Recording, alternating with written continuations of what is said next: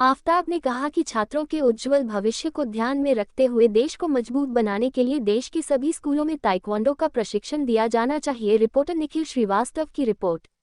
अस्सलाम वालेकुम रहमतुल्लाहि व बरकातुहू।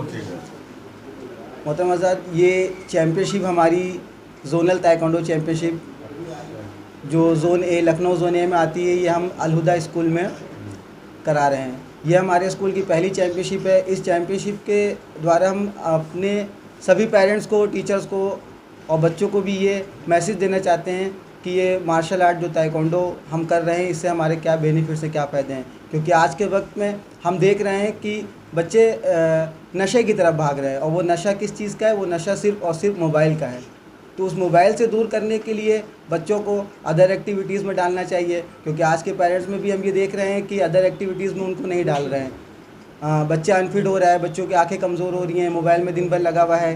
तो ये सब चीज़ों को देखते हुए हम पेरेंट्स से गुजारिश करते हैं कि बच्चों को और एक्टिविटी के लिए भेजा जाए। और ये मार्शल आर्ट ताइक्वांडो जो हम करा रहे हैं, ये तो हमारे लिए बहुत ही ज़रूरी है कि सेल्फ डिफेंस की ट्रेनिंग है। इस पे स्टूडेंट अपने ऊपर डिपेंड होता है कि अपनी रक्षा के लिए ज़रूरी है। और ये ख़ास करके पेरेंट्स से ये गुजारिश है कि अपनी बेटियों को ज़रूर सिखाएं, और स्कूल में भी इस चीज़ का आगाज़ हो कि स्कूलों में इस ट्रेनिंग को कंपलसरी करा जाए, कि इसको ट्रेनिंग के जैसे हमारे सब्जेक्ट की क्लासेस लगती है उसी तरह से इसकी भी एक क्लास हो। और गर्ल्स के लिए तो ये चीज़ बहुत ज़रूरी है, क्योंकि गर्ल्स भी अपनी सुरक्षा कर सकें, बाहर निकलती हैं। आज की गर्ल्स को हम देखते हैं कि बाहर जा रही हैं तो वो डर रही हैं, खौफ में हैं, तो वो अपने पे इतना डिपेंड हों कि इस चीज़ को संभाल सकें। तो हमारी पेरेंट्स से यही गुजारिश है, और सभी लोगों से ये गुजारिश खास है कि दुआ भी करें और इस चैम्पियनशिप को हम अच्छे से अच्छा कर सकें। और इस चैम्पियनशिप के ज़रिए लोगों तक यही मैसेज पहुंचाना है हमारा कि हर बच्चे को एक ना एक एक्टिविटी करनी चाहिए, और ख़ास करके गर्ल्स के लिए, लड़कियों के लिए ये तो बहुत ही ज़रूरी है कि लड़कियों को सेल्फ़ डिफेंस की ट्रेनिंग तो आना ही चाहिए। तो ये चैंपियनशिप कहाँ हो रही है, और इसमें जो बाहर की लड़कियां पार्टिसिपेट करना चाहें तो वो क्या कुछ पैसे ऐड हो सकते हैं? सर, ये चैम्पियनशिप हमारी अलहुदा मॉडल स्कूल त्रिवेणी नगर थर्ड में हो रही है आपकी, और इसमें ज़ोन ए के सभी स्कूल आ रहे हैं। ज़ोन ए के इसमें कम से कम 160 स्कूल हैं जिस जगह पे ये लेटर हमारा पहुंच चुका है। इसमें कई स्कूल पार्टिसिपेट कर रहे हैं, जैसे कि बड़े स्कूलों में CMS है, सेंट जोसेफ है, और आपका सेंट फेडलेस है। कई स्कूल इसमें पार्टिसिपेट कर रहे हैं। इसकी रजिस्ट्रेशन डेट हमारी 7 तारीख दी गई है, 7 मई। 7 तारीख को रजिस्ट्रेशन इसका है, और 11 तारीख को हमारी चैम्पियनशिप इंशाल्लाह होगी वहाँ पे। 3 दिवसीय है, 4 दिवसीय? जी सर, 4 दिन चलेगी। ये चैम्पियनशिप हमारी 11-12 की है, और 11-12 मई 2 दिन में चैम्पियनशिप हमारी पूरी हो जाएगी। है कि जो हमारे नौजवान बच्चे बच्चियां जो हैं एजुकेशन से जुड़े हुए हैं, वो मोबाइल से अपना टाइम बर्बाद कर रहे हैं और पढ़ाई लिखाई में इतना ध्यान नहीं दे रहे हैं। तो इनका मकसद ये है कि हर स्कूल और कॉलेज में बच्चों पे ज़्यादा से ज़्यादा अच्छी से अच्छी एजुकेशन दी जाए, पढ़ लिख के अच्छे बच्चे निकलें। होता ये है कि माँ बाप ने तो भेज दिया, कॉलेज भेज दिया, स्कूल भेज दिया, और बाहर क्या कर रहे हैं ये नहीं मालूम होता है। तो इसलिए इनका एक अच्छा मकसद है कि ट्रेनिंग दी जाएगी अच्छी तरीके से, बच्चों को अच्छी लाइन बताई जाए कि देखो भाई पढ़ो लिखोगे तो तुम्हारे लिए ही अच्छा है। तो भी इस वक्त जो है दुनिया में अगर हमारे मुल्क में तालीम आम हो जाए, अच्छी तालीम दी जाए, तो हम मोहताज न रहें। हमारा मुल्क में जो सबसे ज़्यादा मुश्किल क्या है, हुकूमतें आती हैं जाती हैं, मगर जो तालीम के लिए काम होना चाहिए वो नहीं हो पा रहा है। कहते तो सब कुछ है मगर होता नहीं है। तो इनका एक अच्छा मकसद है, इसको हम लोग सराहते भी हैं, और आप लोग इसको फैलाएँ कि नौजवान बच्चे बच्चियाँ जितनी हैं वो जो है बुरे चीज़ों से दूर रहें। ख़ास तौर से लड़कियाँ लड़के घर से बाहर निकले कॉलेज स्कूल के लिए और खुराफात में पड़ जाते हैं। हमारी ज़िंदगी जो है पहले हम तालीम हासिल कर लें, IAS बने, PCS बने, डॉक्टर बने, इंजीनियर बने, ये होना चाहिए मकसद। मतलब कुछ बच्चे ऐसे भी रहते हैं जो फाइनेंशियल से प्रॉब्लम में रहते हैं, क्या कुछ इसमें सपोर्ट मिलेगा उन गरीब बच्चों को जो इसको अपना हॉबी बनाना चाहते हैं? इसके लिए हमारा स्कूल बच्चों को काफ़ी सपोर्ट करता है, ऐसा मतलब है। और कुछ बच्चे जो करना चाहते हैं एक्टिविटी, तो उनके लिए हमारे स्कूल से इंशाल्लाह सारी चीज़ें प्रोवाइड की जाती हैं। टीचर्स भी हमारे कुछ ऐसे हैं जो बच्चों के लिए बहुत कुछ करते हैं, पर उसको ऐलानिया नहीं करते हैं, वो चीज़ पता नहीं चलती है, छुप के उस चीज़ को करते हैं।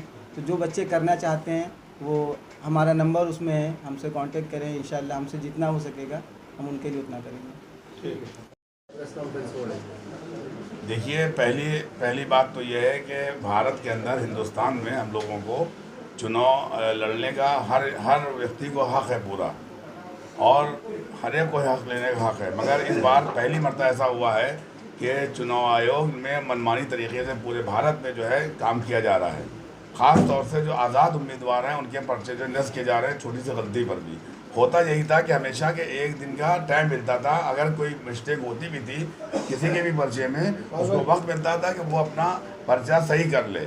और पहली मर्तबा ऐसा हुआ कि 3 मई तक के जो है पर्चे दाखिल किए, और 4 तारीख को जो है उन्होंने जो है सबको बुला के सबके पर्चे निरस्त कर दिए। ये पहली बार ऐसा हुआ है। तो मैं समझता हूँ कि ये कि हमें जो हक दिया था भारत के अंदर आज़ादी का, वो आज़ादी छीनी जा रही है, और चंद लोगों के जो है पर्चे निरस्त नहीं हुए, बाकी सबके पर्चे जो है निरस्त कर दिए गए लखनऊ में। तो इसलिए हम लोग जिन लोगों के पर्चे निरस्त किए गए हैं, न कोई गलती थी और न कोई मिस्टेक थी। ख़ास तौर से चुनाव आयोग ने और जिला अधिकारी ने ये काम किया है, इसलिए उनको डर था, क्योंकि शिया कम्युनिटी के वोट जो हैं बीजेपी को मिलते हैं। 6-7 लाख शिया आबादी है लखनऊ के अंदर, ये वोट तो उनको मिलते ही हैं। तो उन्होंने सोचा कि इनका ही पर्चा रद्द कर दो, ताकि ऐसा हो नहीं पाएगा। हम ही चाह रहे थे, क्योंकि जो कैंडिडेट खड़ा हुआ है इंडिया अलायंस से, वो कैंडिडेट मजबूत नहीं है। जो भी खड़ा हुआ है रविदास जो है मजबूत आदमी नहीं है, तो ऐसे भी और जो है बर्बाद हो जाता। तो ऐसे कैंडिडेट को चाहते थे कि जो कैंडिडेट जो है कम से कम लखनऊ के लिए कुछ कर सके। अभी तक जो भी आया है कुछ दिखाई नहीं पाया काम करते हुए, बस ये बात थी। और हम लोग जो है इसकी मजम्मत करते हैं, और चुनाव आयोग तक शिकायत भी की जाएगी कि ये चुनाव आयोग ने जो अच्छा काम नहीं किया है कि जो पर्चे निरस्त किए गए हैं। पर्चा निरस्त होने के बाद क्या कुछ आप लोग किस पार्टी को सपोर्ट देंगे आगे चल के? कुछ ऐसा भी कुछ बैठकें हुई हैं क्या? देखिए, जहाँ तक के सपोर्ट की बात है, हमें ये देखना होता है कि सबसे अच्छा कैंडिडेट कौन है। ये तो बिल्कुल सही है कि कैंडिडेट जो है राजनाथ सिंह से अच्छा कोई लखनऊ में नहीं, ये तो अलग बात है। मगर ये जो चुनाव आयोग ने पर्चे निरस्त किए, ये गलत काम किया है। अच्छे आदमी को मिलना चाहिए, जो भी अच्छा आदमी हो, जो हमारे लखनऊ के लिए अच्छे तरीके से काम कर सके, लखनऊ के लिए मतलब है कि सोच सके। 10 साल में हमने देखा कि कोई काम दिखाई नहीं पड़ा है। मगर है कि वो तरीके से होना चाहिए। ये थोड़ी ना कि आप किसी पर्चे निरस्त कर देंगे, वोट ना कर जाए, वोट ना मिलने पर, ये कोई मतलब नहीं होता। इसका मतलब चुनाव आयोग की जो है वो साजिश थी कि जब पर्चे नाराज हो जाएंगे तो खुद ब खुद एक पार्टी को वोट पड़ जाएगा। ये हुआ है मामला। स्पष्ट करना है कि किस तरह से भारतीय लोकतंत्र को ध्वस्त करने की कोशिश हो रही है। स्पष्ट निर्देश है सेक्शन 36 रिप्रेजेंटेटिव एक्ट स्पष्ट निर्देश करता है on the date fix for the scrutiny of nomination. जब भी नॉमिनेशन जो फॉर्म भरे गए हैं, जो भी जांच के लिए डेट निर्धारित किया गया है, उस वक्त एक कैंडिडेट आएगा जिसने नामांकन किया है, वो अपने अथॉराइज्ड एक मेंबर्स को लेकर आ सकता है, जिसको एजेंट कहा जाता है। और उस वक्त अगर नॉमिनेशन में कोई गड़बड़ी है तो ये रिटर्निंग ऑफिसर की जिम्मेदारी है कि वो फैसिलिटीज उपलब्ध आपको कराएगा और करेक्ट कराने की कोशिश करेगा। ये उपलब्ध नहीं कराया गया, ये पूरी की पूरी तरीके से वायलेट किया गया है। सेक्शन 36 को पूरी तरीके से वायलेट किया गया है। Without giving the opportunity to correct the form, he unilaterally rejected all the members filed by the independent candidate as an independent candidate.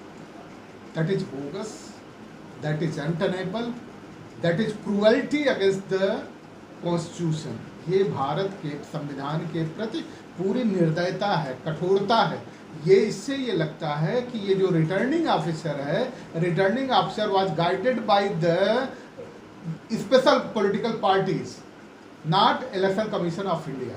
Election commission of India से अगर वो गाइड होता है तो आर्टिकल 36 का पूरी तरह अनुपालन करता है। जैसा कि रिजेक्शन में वो दे रहे हैं कि नाम निर्देशन पत्र लेते समय अभ्यर्थी के नामांकन प्रपत्रों की सरसरी जांच की गई और उसे चेक लिस्ट जिसके माध्यम से फॉर्म में विद्यमान कमियों को इंगित किया गया तथा उन्हें सही करने की समय सीमा भी दर्शाई गई।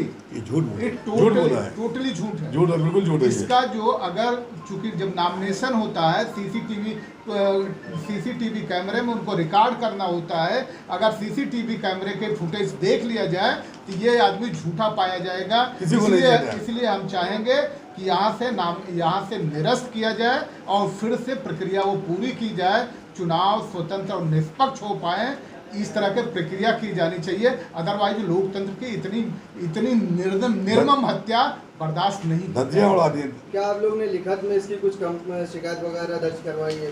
ये पत्र अभी हमें मिला है, जबकि धूर्तता ये की गई है, वर्ड मैं यूज कर रहा हूँ, धूर्तता ये की गई है 4/5/24 का डेट डाला गया, जबकि अभी हमें दिया गया है।